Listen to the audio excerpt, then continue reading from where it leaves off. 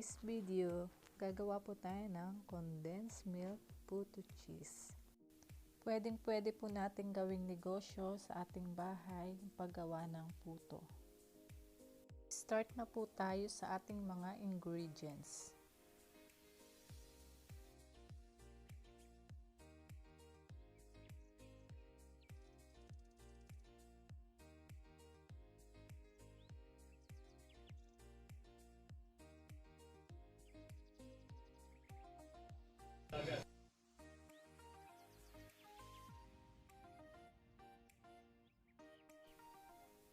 Ang first na ilalagay natin is 2 cups all-purpose flour. Yan po, yung APF na tinatawag. 2 cups po yan.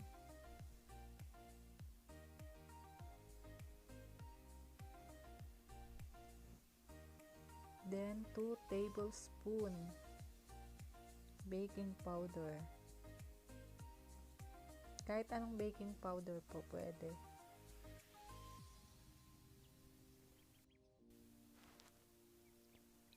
Yan po, pwede na po nating i-mix yung ating mga dry ingredients.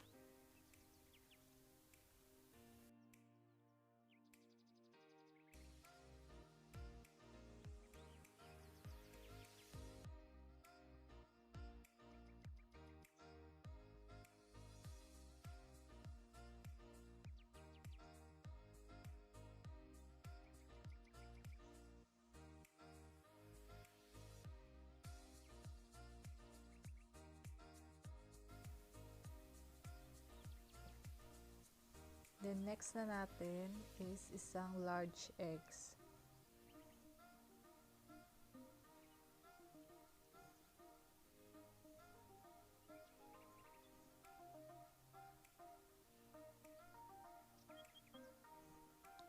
At limang tablespoon margarine or butter, dairy cream pwede rin po. Pero mas okay po yung margarine.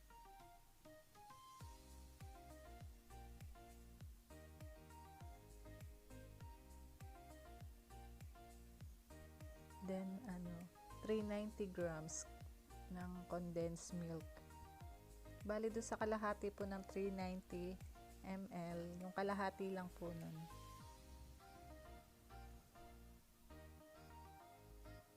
Yan ang ating condensed milk. Any brand naman po.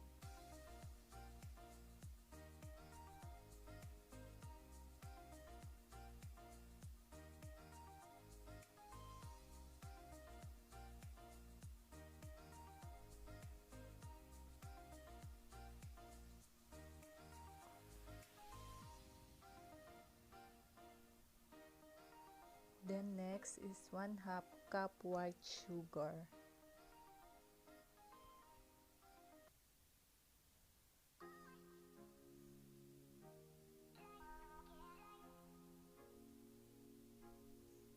Then next po is 1 1/2 cup water. 1 1/2 po Inuna ko muna yung 1/2.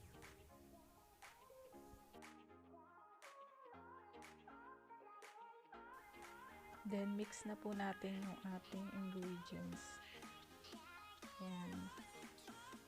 Yung mga buo-buo para mahalo natin ng maayos. Ayan, mix nyo lang ng i-mix. Pero wag pong over-mix. Mamaya po makikita nyo. Dapat malapot siya yung ating ingredients para mas maganda yung puto.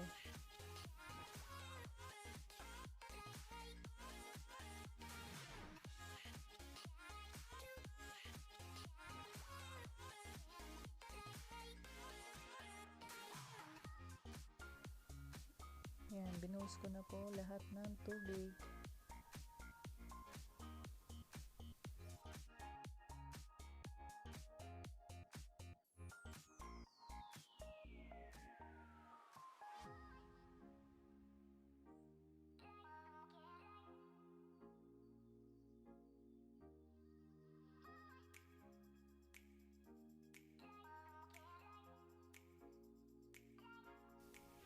Then, i-mix lang po natin siya ng i-mix.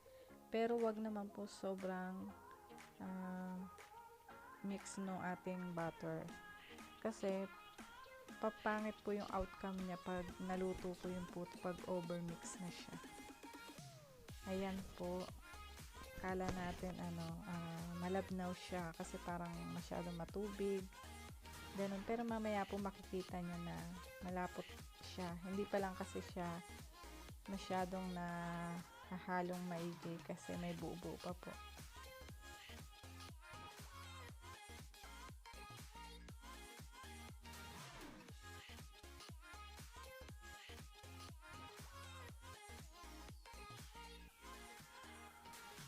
Yan, pag medyo okay na, pwede na po nating salain.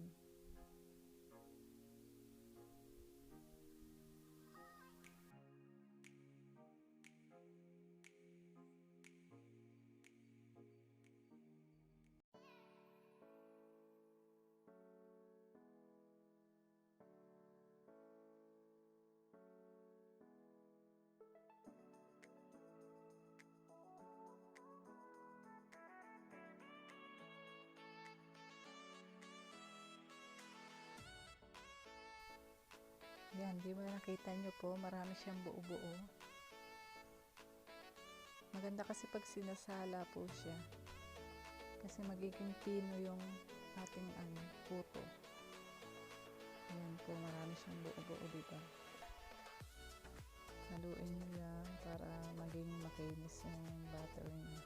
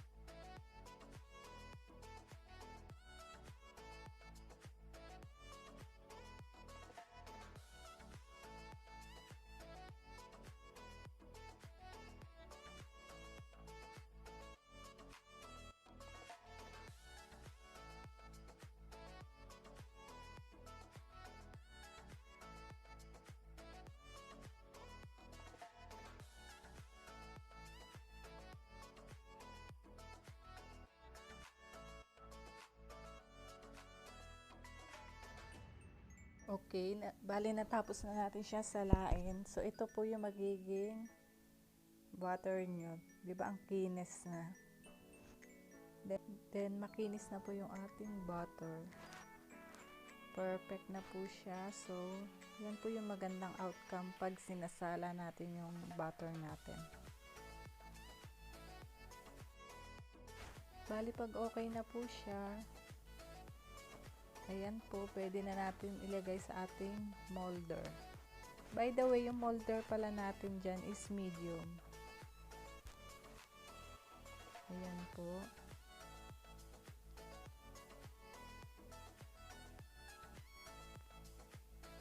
Huwag masyadong puno kasi aalsa pa po yung ating butter. Yung cheese po pala dyan, ang ginamit ko is Eden. So, hindi ko muna siya nilagay kasabay nung paglagay ng butter kasi mamaya pa po siya. Mabilis kasing matunaw po yung Eden cheese. Mamaya papakita ko po sa inyo kung paano at anong oras mo siya dapat ilagay sa ating puto.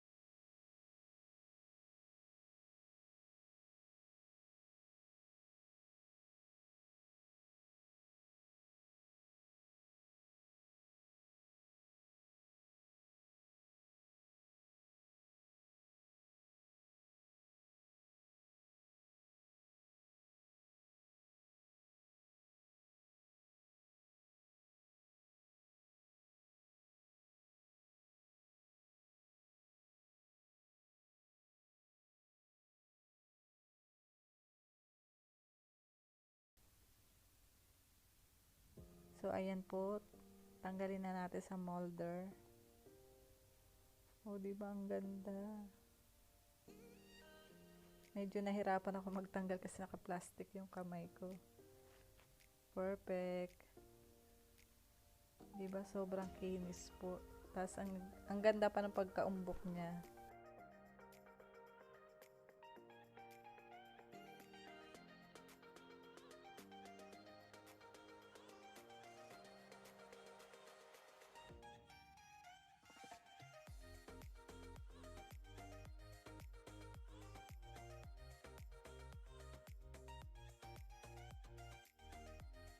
Yan ang sinasabing mura na masarap pang negosyo. Lalo po ngayon patok na patok yan kasi magpapasko.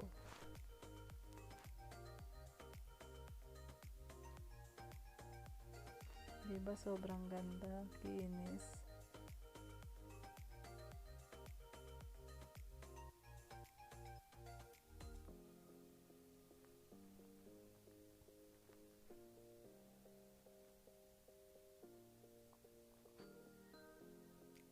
Nahirapan lang akong alisin kasi naka-plastic yung kamay ko. Pero kung pwede rin naman na hindi na kayo mag-plastic.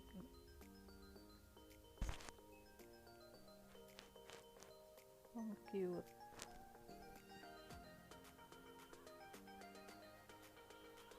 Pwede nyo na pong gawin sa bahay nyo.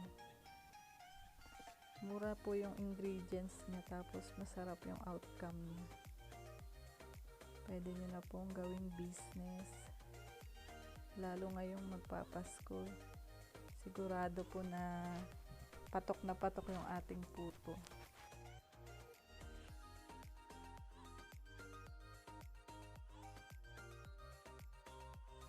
Later po, itatry din natin yung ginamit natin naman na cheese is okay cheese. So, ipapakita ko po sa inyo kung paano siya ilalagay. Iba kasi sa Eden, iba rin yung sa ibang cheese. Kaya dapat alam nyo rin po yung cheese na gagamitin nyo. Para mas maganda yung kalalabasan ng puto. Tcharan! Diba ang perfect? Diba ang ganda? Sobrang kinis. Ang ganda ng pagkakagawa. Yan po ang kagandahan pag sinasala talaga yung ating mixture. Ito naman po yung okay cheese. Bale, sinabay na natin siya paglalagay ng ating mixture sa molder. Yan po yung kaibahan. Yung isa kanina, after 5 minutes saka natin ilalagay. Ito naman po, pwedeng kasabay na. Then, takpan na rin natin ng may telang takip. Yan po, bali 8 minutes. Huwag nyo pong bubuksan 8 minutes. Then, ito na po siya. After 8 minutes. Ayan po, diba? Perfect. Yan. Yan po yung magiging outcome nung kasabay yung cheese. Diba? Sobrang ganda rin po. Tcharan! Yan na po ang ating nagawang condensed milk puto cheese. Diba ang ganda? Perfect. Sobrang kinis. Then, sa medium po na molder, bali ang nagawa ko po dyan is 35 pieces. Yan. Pag bumili po kayo ng ingredients, dun nyo na lang po i-total yung mga nagastos nyo. Then, kung ilan po yung nagawa nyo para malalaman nyo po kung magkano yung benta nyo kada isang puto. Yan. Diba ang ganda?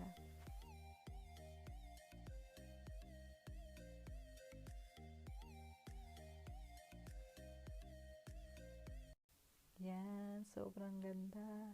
Saka ang dami pong nasarapan doon sa ginawa kong puto. So guys, thank you for watching. Bye!